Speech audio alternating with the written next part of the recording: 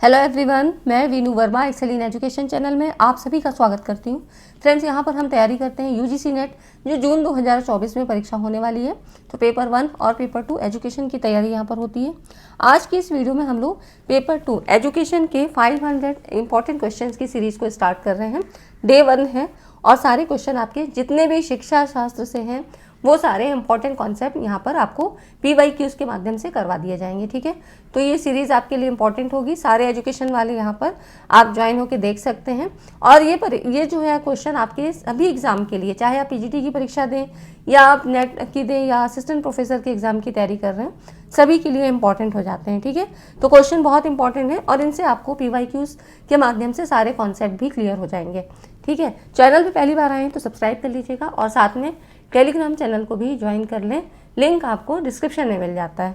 Paper 1 में भी मैं इसी तरह से आपको 500 क्वेश्चन की सीरीज़ और साथ में कॉन्सेप्ट भी करवा रही हूँ। और आज की इस वीडियो में हम लोग बात करेंगे बेसिक स्टैटिस्टिकल कॉन्सेप्ट पे आधारित PYQs को। ठीक है, मतलब जितने भी आपके सांख्यिकी संप्रत्यय पे आधारित सवाल होते हैं सांख्यिकी से संबंधित, जैसे mean, median, mode, standard deviation की बात होती है और आपके परसेंटाइल है ना, रेंज की बात होती है, एवरेज डेविएशन क्या होता है, ये सारी चीज़ों को हम यहाँ पर डिस्कस करते हैं PYQs के माध्यम से। ठीक है, तो वीडियोस बहुत इंपॉर्टेंट है, आप पूरी देखिएगा। चैनल पे भी आपको सारी चीज़ें मिल जाएंगी। पेपर 1 में भी मैं इसकी थ्योरी कवर करवा रही हूँ, तो आप वहाँ भी देख सकते हैं। पेपर 1 में भी ये चीज़ें आती हैं और पेपर 2 एजुकेशन में भी आती हैं। और भी सब्जेक्ट में जिसमें भी आपके रिसर्च में स्टैटिस्टिकल एनालिसिस आता होगा वो वहाँ पर आती है। ठीक है, तो इस तरह से पेपर 1 पेपर 2 दोनों के लिए ये सारी वीडियोज़ इंपॉर्टेंट हैं।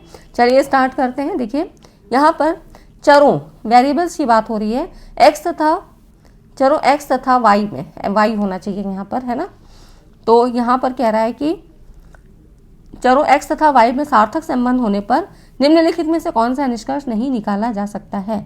Which of the following conclusion cannot be drawn if there is a significant correlation between the variables x and y, है ना। x and y के बीच में बात हो रही है, तो यहाँ पर x and y की बात हो रही है। ठीक है, तो इसमें हम यहाँ पर x और दूसरा है आपका y। ठीक है, इनके बारे में बात हो रही है। दो आपके वेरिएबल्स हैं, कौन सा निष्कर्ष नहीं निकाला जा सकता है। कोरिलेशन का मतलब क्या होता है, वेरिएबल्स में मतलब होता है, आपने पढ़ा है ना, डिपेंडेंट इंडिपेंडेंट वेरिएबल्स, इस तरह से, है ना।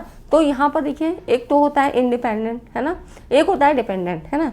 तो यहाँ पे कह रहा है कि x और y, तो इनमें कौन सा निष्कर्ष नहीं निकाला जा सकता है। कोरिलेशन का मतलब होता है कि जब एक वेरिएबल में कोई चेंज हो रहा है, इसका इफेक्ट दूसरे वेरिएबल पे भी पड़ता है, नेगेटिव हो या पॉजिटिव हो, जो भी कोई इफेक्ट हो, वो आपका एक जो है चर के प्रभावित होने पर दूसरे पर इसका प्रभाव देखने को मिलेगा। ठीक है, तो यहाँ पर x तथा वह y जो है क्या है, को वेरिएबल है, सही बात है। x तथा y द्वारा मापे गए गुण परस्पर संबंधित हैं। x में परिवर्तन y की परिवर्तन का कारण है। x तथा y कुछ सामान्य गुणों का मापन करते हैं, ये वाला इससे कोई भी कंक्लूजन नहीं निकलता है। ठीक है, बाकी चीज़ें कोरिलेशन से संबंधित है, लेकिन यहाँ पर ये इसका मेजर नहीं करता है। ठीक है, तो ये वाला ऑप्शन आपका राइट हो जाता है। नेक्स्ट आप देखिए, यहाँ पर अगला जो क्वेश्चन है ना, प्राप्तांकों के एक समूह का मध्यमान मीन की बात हो रही है तथा मानक विचलन, मतलब मीन है m और स्टैंडर्ड डेविएशन क्या है, s है। ठीक है, यदि प्रत्येक मूल प्राप्तांक में k जोड़ दिया जाए, मान लो इसमें k जोड़ दें, ठीक है, और नए माध्यमान तथा मानक विचलन क्या होंगे। तो देखिए, नया माध्यमान, देखिए इसमें क्या होता है, यहाँ पर मीन में अगर हम जोड़ देते हैं ना, तो m प्लस k, ये तो राइट हो जाएगा, पर मानक विचलन में इसमें कोई प्रभाव नहीं पड़ेगा। ठीक है, इसमें नो चेंज, है ना, यहाँ पर कोई भी चेंज आपको नहीं मिलेगा s पर, जो मानक विचलन है, स्टैंडर्ड डेविएशन, इसका इंग्लिश नहीं है यहाँ पर, तो यहाँ पर मानक विचलन में फ़र्क नहीं पड़ेगा। ठीक है, स्टैंडर्ड डेविएशन को जो फॉर्मूला होता है, ये क्या होता है, इसको हम लिखते हैं SD, है ना, सिग्मा से लिखा जाता है SD, और आपका ये होता है सिग्मा x स्क्वायर, ठीक है, अपॉन n, है ना, ये इसका फॉर्मूला होता है। तो इस फॉर्मूला के अनुसार देखिए, यहाँ पर इसमें विचलनशीलता की सबसे स्थिर माप कौन सी होती है, स्टैंडर्ड डेविएशन होती है, मानक विचलन जिसको कहते हैं। और इसमें इस पर प्रतिदर्श के घट बढ़ का कोई प्रभाव, मतलब प्रभाव बहुत कम पड़ता है। ठीक है, तो मानक विचलन पर इसका कोई प्रभाव नहीं पड़ेगा और ये वाला आपका ऑप्शन यहाँ पर ये राइट हो जाएगा। ठीक है, m प्लस k हो जाएगा और s आपका ऐसे ही रहेगा। मानक विचलन में कोई चेंज नहीं होगा। तो ऐसे सवाल आते हैं जो आपके बिल्कुल थ्योरी के आधार पे ही होते हैं और कुछ थोड़े से फॉर्मूले आपको पता होना चाहिए। इसको हम सिग्मा बोलते हैं, ठीक है। स्टैंडर्ड डिवीजन के लिए इसी सिग्मा को यहाँ पे लिखा जाता है। इतनी चीज़ें समझ में आ गई है ना। तो यहाँ पर आप देख सकते हैं अगला जो क्वेश्चन है इसी तरह से बहुत सवाल पूछे गए। प्राप्तांकों के समूह जिसका मध्यमान m और मानक विचलन s है, ठीक है। ये प्रत्येक प्राप्तांकों को अगर दुगना कर दिया जाए, अब इसमें देखिए दुगना कर दिया है ना, वहाँ पर खाली जोड़ रहा था तो बात तो वही रहेगी ना। अगर दुगना कर दिया है तो कितना हो जाएगा, तो मानक विचलन तो कुछ फर्क नहीं पड़ेगा, ठीक है। मानक विचलन में आपका मानक विचलन तो वैसे ही रहेगा, जो स्टैंडर्ड डिवीजन सिग्मा होता है इसमें कोई चेंज नहीं होगा, है ना, नो चेंज, ठीक, कोई चेंज नहीं है।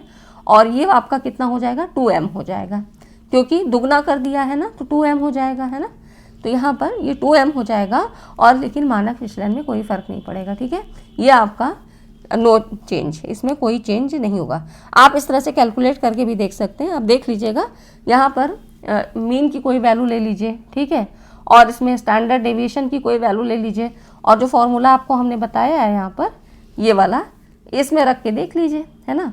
मीन के लिए आपको पता ही है कि मीन हम जब निकालते हैं तो यहाँ पर जैसे 1 + 2 + 3 इस तरह से करके जितने पद होते हैं उन्हीं से डिवाइड कर देते हैं, ठीक है।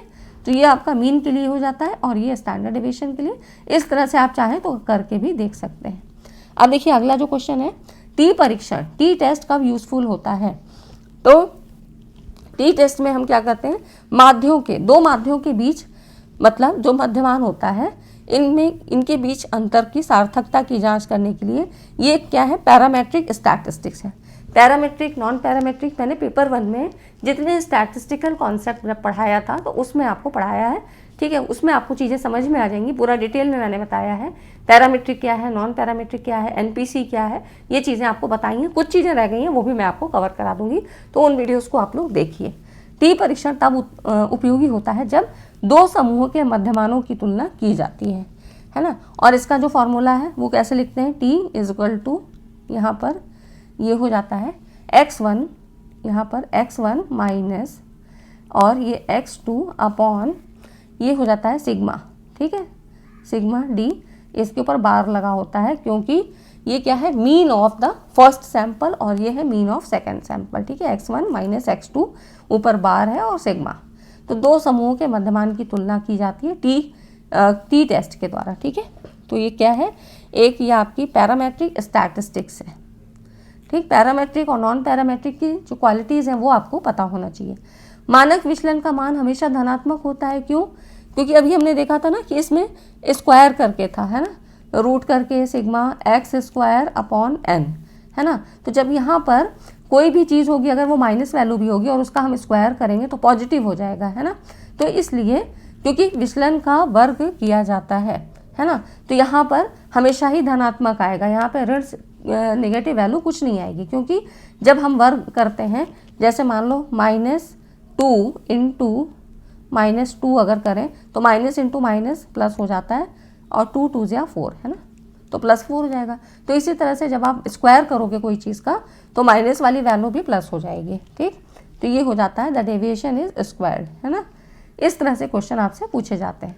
इतनी चीज़ें समझ में आई तो वीडियो को लाइक एंड शेयर करें। यहाँ पर मैं आपको खाली क्वेश्चन के बारे में बता रही हूँ ताकि चीज़ें आपको समझ में आए, क्योंकि थ्योरी में वहाँ पर पेपर 1 में आपको कवर करा रही हूँ और पेपर 1 तो आपको देना ही देना है, पेपर 1 भी देना है और पेपर 2 में तो इस तरह के सवाल आने ही आने हैं और अब पेपर 1 में भी आते हैं। तो आपके लिए ये जो है सारे कॉन्सेप्ट समझने आसान हो जाते हैं, ठीक है।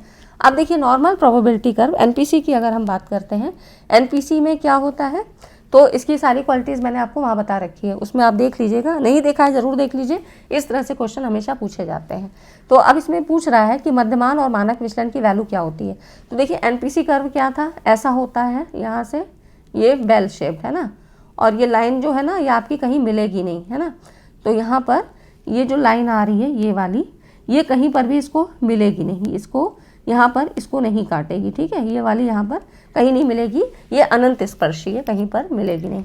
अब देखिए ये जो बीच का पॉइंट है, यहाँ पर मीन मीडियन मोड एक ही बिंदु पर होते हैं, तो एक ही बिंदु पर होने के कारण इनमें 0 डिफरेंस होता है और तभी ये एनपीसी होता है, तभी ये सिमेट्रिकल कर्व होता है। मतलब जो लेफ्ट हैंड साइड और राइट हैंड साइड ये इक्वल दिखाई देते हैं हमको, है ना, क्योंकि 0 डिफरेंस है, ठीक है। तो मीन मीडियन मोड यहाँ पर एक ही बिंदु पर होते हैं।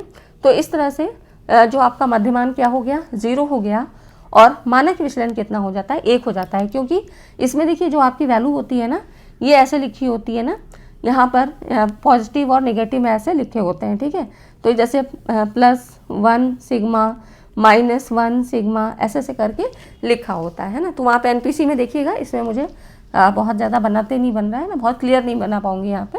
तो आप देखिएगा एनपीसी का जो कर्व है उसमें +1 से लेके है ना +2 +3 ऐसे इधर को प्लस में रहती थी और फिर इधर पूरा माइनस में उतनी ही, है ना।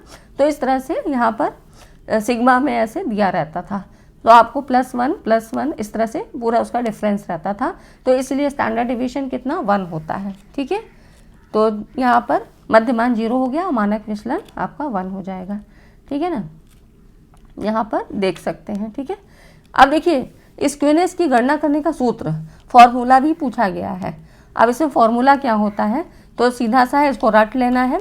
3 मीन माइनस मीडियन ब्रैकेट में होगा 3 mean minus median upon standard deviation, ठीक है। यहाँ पर ये अपॉन हो जाएगा ऑब्लिक में, है ना, स्टैंडर्ड डेविएशन। तो ये इसका फॉर्मूला हो जाता है एस के स्क्यूनेस का 3 mean minus median upon standard deviation, ठीक है।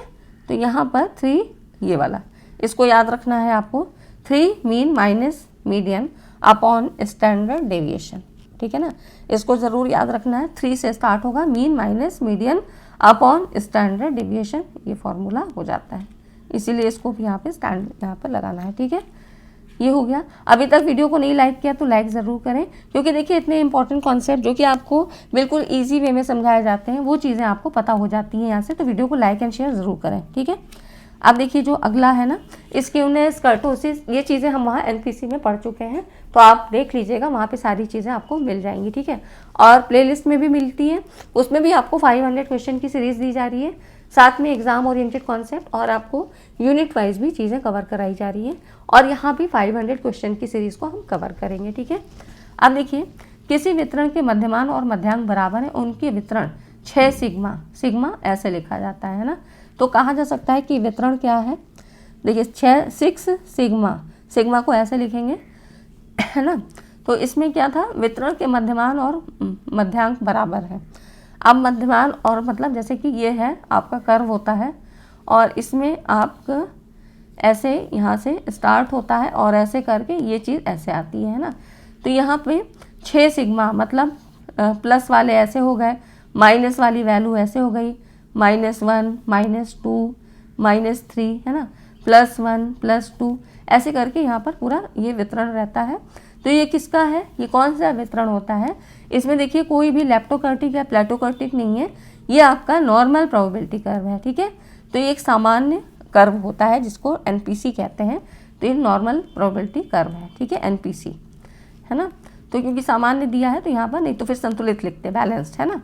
तो लेकिन सामान्य दिया है तो एनपीसी है, तो हम इसको एन से ही लिखेंगे, ठीक है, सामान्य, है ना। यहाँ पर एनपीसी में तीनों मीन, मीडियन और मोड ठीक केंद्र में होते हैं, और इनकी जो विषमता होती है 0 होती है, तभी ये बैलेंस दिखाई देता है। एक्स तथा वाई में सहसंबंध सार्थक है, जो अगला सवाल है। सार्थक का मतलब क्या हुआ कि एक्स में परिवर्तन होने पर वाई में भी चेंज होगा, ठीक है।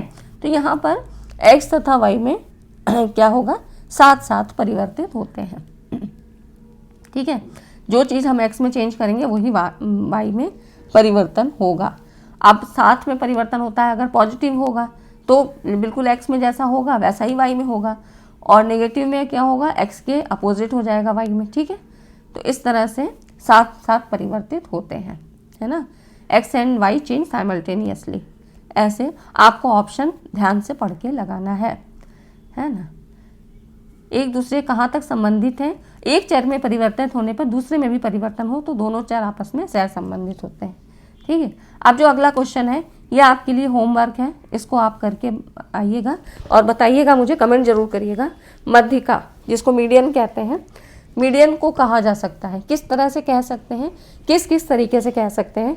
5% पॉइंट पे, 50th सेंचुरी, सेकेंड क्वार्टाइल या 5th डेसाइल, कितने कितने भागों में इसको मतलब किस किस रूपों में लिख सकते हैं। ठीक है, तो ये आप लोग करके आइएगा, इस चीज़ को आप जो है कमेंट करके बताइएगा, और नहीं आएगा तो मैं आपको बताऊँगी। ठीक है, तो ये कुछ क्वेश्चन थे जो आपके आज मैंने करवाए, और स्टैंडर्ड ये आपकी जो है स्टैटिस्टिक्स के सवाल हमेशा पूछे जाते हैं। ठीक है, तो इस तरह से कॉन्सेप्ट पे आधारित सवाल है, बहुत ज़्यादा कठिन नहीं है, आपने देखा है, लेकिन अगर आपने नहीं पढ़ा है तो ईजी चीज़ भी कठिन लगेगी, है ना। तो एजुकेशन के जितने भी और चीज़ें मैंने करवा रखी हैं यूनिट वाइज देखिएगा, और अब हम क्वेश्चन और कॉन्सेप्ट साथ साथ ही करते चलेंगे, और कुछ जितने भी इंपॉर्टेंट कॉन्सेप्ट हैं जो आपको इजीली नहीं मिल रहे हैं तो वो मैं आपको करवाऊंगी, आप लोग कमेंट करके बताइएगा। ठीक है फ्रेंड्स, वीडियो अच्छी लगी तो लाइक एंड शेयर ज़रूर करिएगा, और मिलते हैं अगली वीडियो में। तब तक चैनल पर बने रहिए पेपर 1 और पेपर 2 एजुकेशन दोनों के लिए। ठीक है फ्रेंड्स, थैंक्स फॉर वॉचिंग।